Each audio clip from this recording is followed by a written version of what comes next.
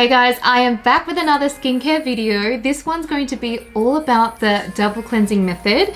So some of you are already doing it, some have heard of it but aren't doing it, and some of you out there have never even heard of it at all. But that's absolutely fine because I'm here to explain it all, what products to use, how it works, and how it can be an absolute game changer in your skincare regime. So without further ado, let's get into it.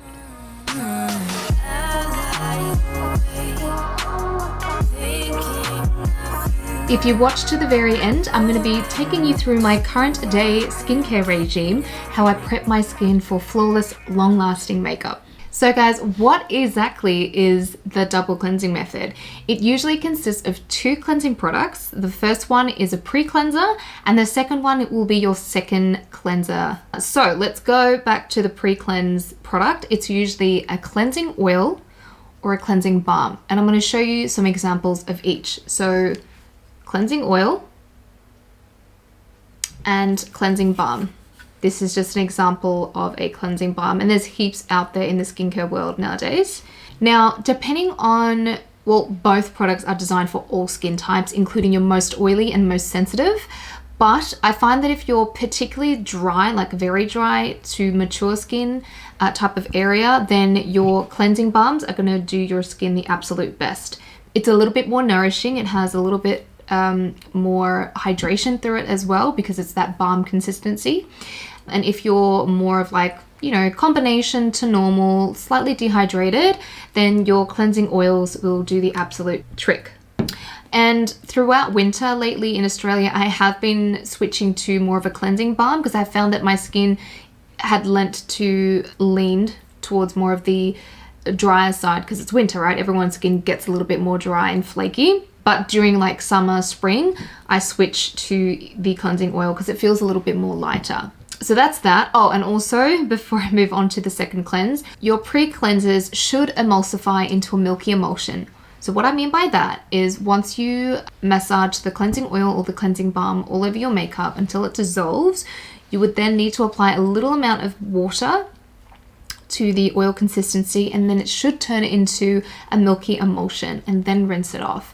If it doesn't do that, maybe have a look at the product again because you don't want to leave an oily residue or a film across your skin because then it could lead to all sorts of things like congestion and breakouts, which is a no-no. We don't want that. Pre-cleansers are designed to really dissolve and really get into your pores and your crevices and fine lines and wrinkles to really pull out all of that gunk and melt all of your makeup off so that you don't experience congestion and breakouts. I've been doing this double cleansing method since the dawn of time. And by that I mean like, you know, the early 2000s. The double cleansing method has been used by estheticians and beauty therapists, skin specialists for decades, okay? You know, if you've ever gone to a professional skin clinic or ever gotten yourself like a professional facial, you'll always experience this, or usually, hopefully, experience this double cleansing method. You'll feel this oil cleanser first, and then he or she will then move on to a second cleanse, which is usually like a cream, gel, or foaming one, right? That's the double cleansing method.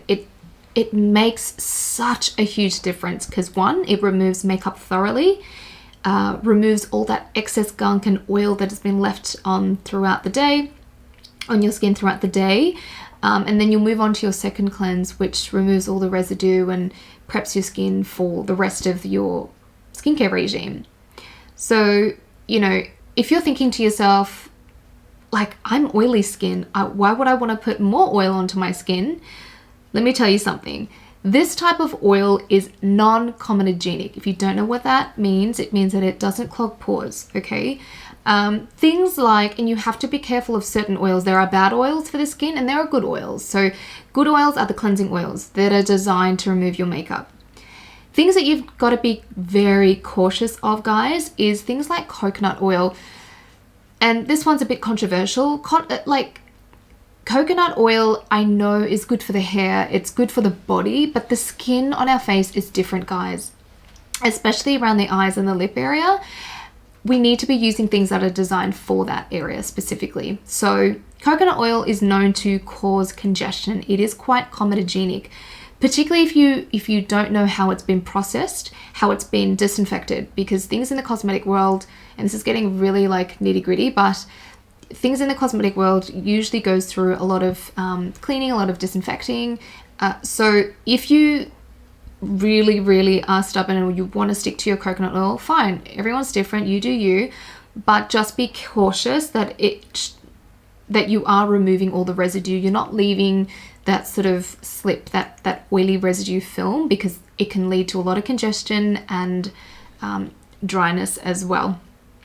Okay, so my absolute favorite at the moment as a cleansing balm is the Drunk Elephant Sly Cleanser, and that's because it's been winter, my skin's been a little bit more dry, but we are transitioning to spring now here in Australia, so I am going to go back to my cleansing oil. This is the Tatcha One Step Camellia Cleansing Oil, which has been my ride or die for a very long time now. But yes, getting sidetracked, do yourselves a favor. Walk into a cosmetic store, a reputable one, of course, and ask for a cleansing oil or a cleansing balm and try it out for yourselves, because it will, and I promise you, change your skincare regime. Okay, and you'll experience, you know, lesser breakouts, if not anything. Like, I rarely break out, guys, and that's because I'm staying on top of my skincare regime. I'm removing my makeup really thoroughly with the right products. So that's pretty much it with the pre-cleansers. We're going to move on to second cleansers and what they are. I forgot to mention as well, guys, this is what I've been using with my pre-cleansers. So what I do is I'll massage the oil or the balm into my skin, then add a little bit of water to emulsify into a milky emulsion, and then I'll grab my trusty, amazing Makooa microfiber cloth, dampen, saturated with water, and then I wipe away. So this is what's been giving me a really thorough, deep, gentle but thorough. It helps me to remove my makeup really thoroughly but gently. So this is what I use to take off my cleansing balms and cleansing oils, and then that's it. That's my pre-cleansing done. So on to second cleanse. So second cleansers are usually a water-based cleanser. So they're like a gel cleanser, a foaming cleanser, or they could be a cream cleanser. These cleansers are not designed to remove your makeup alone, and I know there's a lot of you out there that are doing this, and it is slightly on the incorrect side. I'm probably sugarcoating that one a little bit, but it is wrong, and I'll explain why in a moment. So guys, if you are nodding and going, actually yes, I'm doing that by using, you know, a gel, a foaming, or a cream cleanser to remove your makeup, and you're usually having to do that twice. Or it could be the other way, where you are using makeup wipes, the wet wipes, or a baby wipe, or it could be micellar water as your makeup remover. And then you're finding that you have to like do it a couple of times, or even go through with like your gel cleanser, for example, to remove the residue. Now, with makeup wipes, you already know how I feel about makeup wipes. I'm not going to really get into it. If you don't know what my thoughts are on it, you can watch my other skincare videos and I'll explain why in them. And also micellar waters, they're okay, but I wouldn't solely rely on them to remove makeup. I'd probably use micellar water if, you know, you've got lash extensions and you can't use an oil-based cleanser, then sure, use your micellar water, but you've still got to use your second cleanser. So your second cleanse is designed to remove the excess makeup that has been left behind from your, you know, first cleanse, your pre-cleanse. And it's also to remove any excess, you know, oily residue or excess like sebum on the skin, which is oil that your skin produces naturally. And it really just preps the skin for the ultimate product absorption for the rest of your skincare, like your serums and your moisturizers, your oils and so forth, right? I find that if you don't do the double cleanse method, I find that you really are prone to congestion and breakouts, but also a lot of dryness as well. And some of you are like, but you know, how can it cause dryness? I'll explain. So if you're not removing your makeup properly, there's that barrier. There's this film left on the superficial layer of your skin, right? And then your dead skin is not being removed as well properly. So there's, again, this barrier. And then over time it goes thicker and thicker and thicker. Your skin gets more dull. It seems a bit lifeless. It looks dull. There's no natural luminosity to the skin. It doesn't look radiant, healthy, fresh, right? And that's because that dead skin barrier is sitting on that superficial layer. You're trying to put on these serums and oils and all these, you know, expensive products on your skin, but they don't seem to work. Think about it. Because there's that barrier between, you know, your good skincare products and your skin. Nothing is really absorbing properly because there's this dead skin barrier and oil and makeup and gunk and all sorts of things that have been left on the skin because we haven't cleansed properly. So it's really important that we don't overlook this cleansing process and cleansing products because they are really crucial and they are really important, guys. So for me, lately, I've been using the Rationale Pro Ceramide Cleanser. So this one, guys, is a gentle, hydrating, repairing cream cleanser. I usually do opt for a gel cleanser that lightly foams up, that's sulfate-free, soap-free, and synthetic fragrance-free, which is my Elemis Superfood Cleanser. But I only usually use that when it's like spring, summer, when my skin does produce a little bit more oil throughout the T-zone. But, you know, as I said before, during winter, my skin does lean more towards the drier side. So I use things like cream cleansers or, you know, your cleansing balms. And it's been great. My skin doesn't feel tight or, you know, irritated after I cleanse. Side note, if after your cleanses and your skin feels really tight and dry, uncomfortable, and almost like really sensitive and raw, it's a huge red flag that it's the wrong type of cleanser for your skin type, okay? Your cleansers should leave your skin feeling balanced, refreshed, clean, not squeaky clean. There's a difference between clean and squeaky clean. For me, I don't want my skin feeling squeaky clean because that to me screams like tight and uncomfortable. Clean just means fresh, you know, radiant and comfortable, hydrated, not feeling tight, because if it is, oh girl, you need to look at your cleansers again. Now, after I cleanse, I then move on to, you know, my toner, my serums and so forth. Going back to your cleansers, if you don't know what cleansers are suitable for your skin, I guess I'll run through like a brief guide of what cleansers to use. If you're dry or mature skin, go for a cream cleanser because it's really gentle, it's repairing, it's hydrating, it's nourishing, it's quite balancing. If you're a combination skin type, you can go for either or, depending on, you know, are you leaning more, like ask yourself, are you leaning more towards the drier side of things, or are you combination leaning more towards the oilier side of things? If the answer is you're leaning more towards the drier side of things, go for a cream cleanser. If you're leaning more towards the oilier side, go for a gel cleanser that foams up lightly. That is sulfate free, which is a foaming agent that can really strip the skin. Find a gel cleanser or a foaming cleanser that is synthetic fragrance free, because that's quite irritating for sensitive skin, and soap free as well, because that really dries your skin out.